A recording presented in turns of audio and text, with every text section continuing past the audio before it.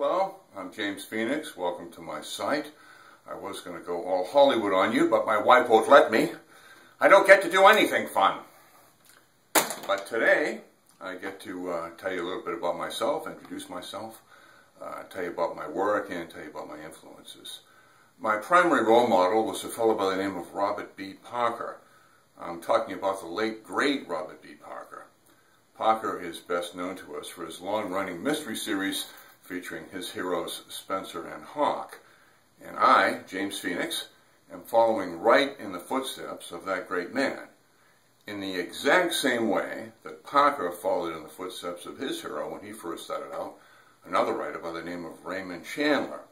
Now, Chandler is best known to us for his long-running Philip Marlowe series. So, what I'm saying is that James Phoenix is number 3 in the succession. History is repeating itself here. As Parker was to Chandler, so Phoenix is to Parker.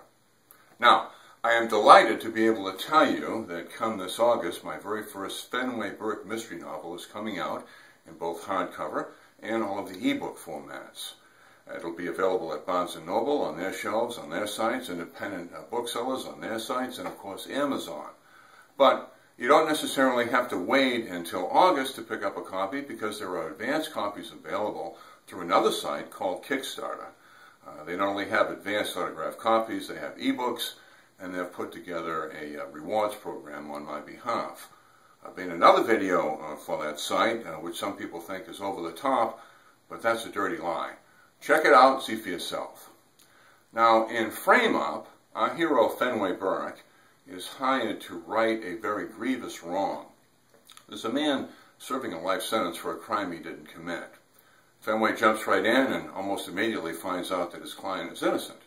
But knowing it and proving it are two entirely different things. And before he knows it, he finds himself up against a dark, sinister international conspiracy of people who are willing to go to any lengths to protect one of their own. There's all kinds of twists and turns, and nothing is as it seems. The story very quickly turns into a regular David and Goliath kind of thing. Now, they're billing me as the next Robert B. Parker, and the reason that they're able to do that is our styles are so similar. Just like Parker, just like Raymond Chandler before him, my works are all dialogue-driven with minimal flowery description. And when I talk about dialogue-driven works, I'm talking about books where we get to know the characters through what they say. We get to know, to see how the story unfolds by what they say. It's almost as if you're watching a movie or going to a stage play rather than reading a book.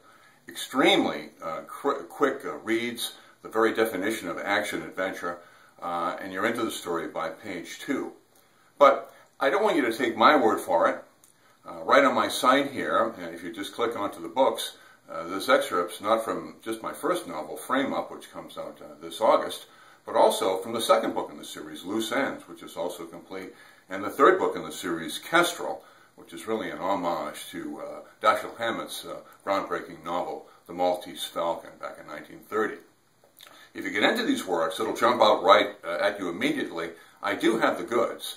James Phoenix is able to write excellent dialogue, and writing dialogue, turns out, is a talent, something that's almost impossible to teach. My agent and 8 publishers tell me that I have that talent, and when you get into the excerpts, you'll see that they know what they're talking about when they bill me as the next Robert B. Parker. Now, I have a little footnote for you.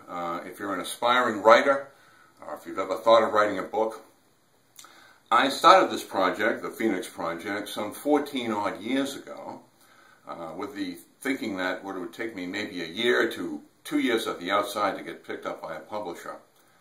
It took me over 10 years just to get an agent, and another couple of years after that to get my 8 Office of Publication.